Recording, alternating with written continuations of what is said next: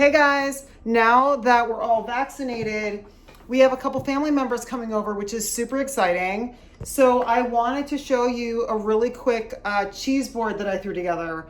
The reason why I'm down in my office is because my kids are upstairs. It's a big ruckus. So my husband's watching them so I could run down here and show you guys this.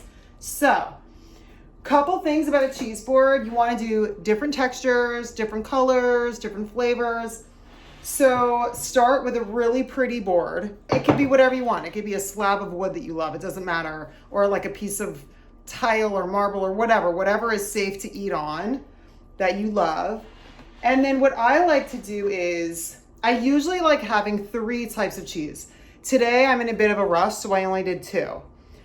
But I like to have a harder cheese, and that is this cheese back there that actually my local fishmonger said to just leave crumbled in there and leave the rind on the board. She said that's gonna look really cool. So I did that, and I do like the look of it. And then I have a brie, which is right here next to it because I love brie.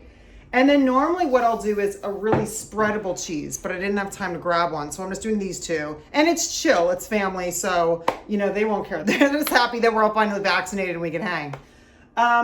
I always like doing nuts. So a way to elevate nuts, put them on a sheet pan, toss them with a little bit of olive oil, salt, a little bit of pepper, throw them in the oven at 350 for like 5 to 10 minutes until they start to turn golden brown. Really brings up the nuttiness. They get extra crispy, which is great. So I love doing that. Little things like that to elevate your cheese board makes a big difference.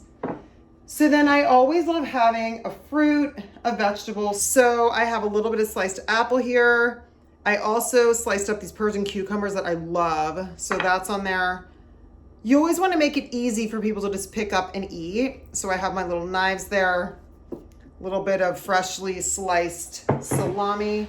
So this is really beautiful. A lot of different textures, a lot of different flavors. This is a little dark chocolate. Sometimes I'll add in a little bit of honey and something sweet like that. But again, I was just throwing this together today. And over here is my little cracker dish.